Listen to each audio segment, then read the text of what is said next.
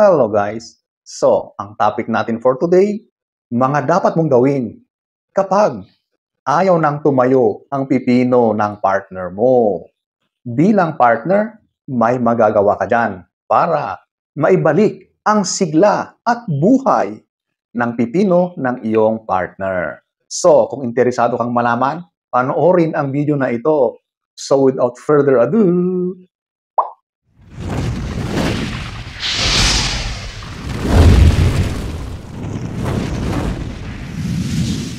whoops! Para maintindihan natin ng mas maayos, itong ayaw pagtayo ng pipino, ito yung tinatawag na ED or erectile dysfunction. Ito yung mga nagiging problema ng mga kalalakihan, lalong-lalong na sa mga later years.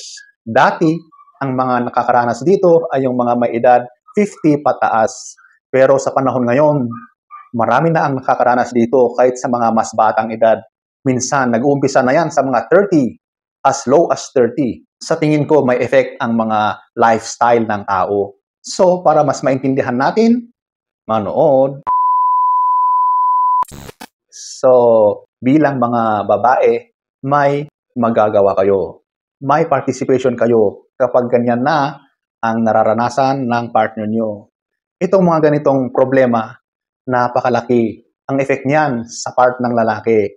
So, kailangan mo siyang tulungan, lalong-lalo na. At yung bagay na yan ang involved, di ba? So, sobrang depressed ang lalaki sa mga ganyang bagay. Hindi lang niya sinasabi, pero sobrang affected yung kanyang ego. Hindi lang ego, kundi yung kabuuan ng kanyang pagiging macho, yung pagkalalaki niyan. Bilang partner, ito ang maaari mong magagawa. So, number 1 is communication. Communication talaga. Mag-usap kayo. Walang ibang karamay yung partner mo, kundi ikaw mismo. I-encourage mo siya na mag-open up sa'yo. Pag-usapan ninyo yung karamdaman ng partner mo. I-encourage mo siya na hindi naman yan ang katapusan, na may mga remedyo at paraan para manumbalik ang sigla ulit ng kanyang pipino.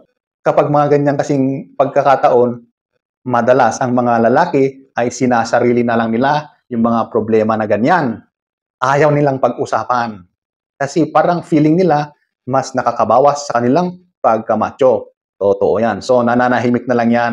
Ayaw nilang aminin na may mga ganyang nararanasan. Ganyan katindi ang ego ng mga lalaki. Bilang partner, kausapin mo siya, encourage mo siya na pumunta sa doktor or mas magaling kung sasamahan mo siya. Di ba? Ipakita mo na yung support mo ay nasa kanya. Di ba?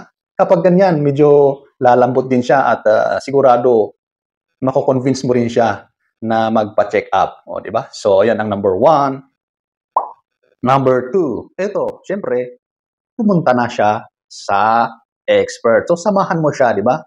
Yung specific na specialist sa mga ganyan ay yung urologist, yung mga sa lalaki urologist. Samahan mo siya. Kasi mas panatag ang loob niya kapag kasama ka niya. Ganun yun. Kasi ang mga lalaki, hindi sila komportable. Lalong-lalo na at tungkol dun sa kanilang pagkalalaki ang nasa limelight, di ba? Since kasama mo na siya, ay mas magiging panatag ang loob niya. Ikaw yung moral support niya. Ikaw yung nagbibigay ng lakas sa kanya. Andyan ka. Partnership kayo sa mga ganyang bagay. Sa hirap at ginhawa, syempre, sa ngayon may problema, suliranin, nandyan ka lagi para sa kanya. Number 2. Number 3. Madalas, kapag sa ganyang mga suliranin sa pipino ng lalaki, may mga underlying health issues yan, kadalasan diabetes o mga high blood. Yung talaga ang talagang tumitira or sumisira sa paging macho ng lalaki. So, i-encourage mo yung partner mo na maging fit. Stay fit. Yung mga medications niya, kung mayroon siyang mga maintenance, i-remind mo. Kasi ang mga kalalakihan madalas, parang binabaliwala yung mga ganyan. Nakakalimutan lagi. So, bilang ikaw na partner, i-remind mo para hindi pumapalya yung kanyang maintenance. At ito ang pinaka-the best, yung i-encourage mo siyang maging fit. Oh. So, hindi lang siya ang magbe-benefit nito, pati ikaw. So, mag-exercise kayo. Yun talaga. Malaki ang tulong ng pagiging fit sa pagiging macho, pagiging tigasin ng lalaki. So, yan ang number 3. Number 4. Ito, yung last resort na siguro ito. Kapag talagang wala nang tumatalab, ginawa nyo na lahat, at talagang ganun pa rin na walang pagbabago sa kanyang pipino, ito na yung mga tinatawag na pampamacho. Karamihan ng mga kalalakihan ngayon ay umiinom ng mga ito. Ito yung mga talagang pangpatigas. Sa local market, merong yung Robust, meron yung Bravo. Yan, nabibili yan over the counter. So, hindi na kailangan ng doctor's prescription. Pero dapat maging hinay-hinay, lalong-lalo na kapag may sakit sa puso ang lalaki.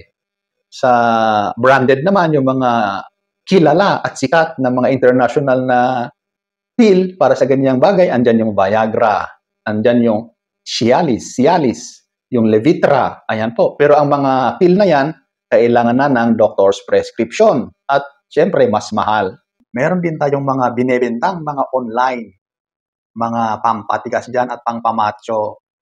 Madalas dyan ay mas mura kasi ang alam ko dyan ay hindi siya FDA registered or approved. So, pero marami na ang nakasubok dyan at ayon sa kanila talagang parehas lang ang effect.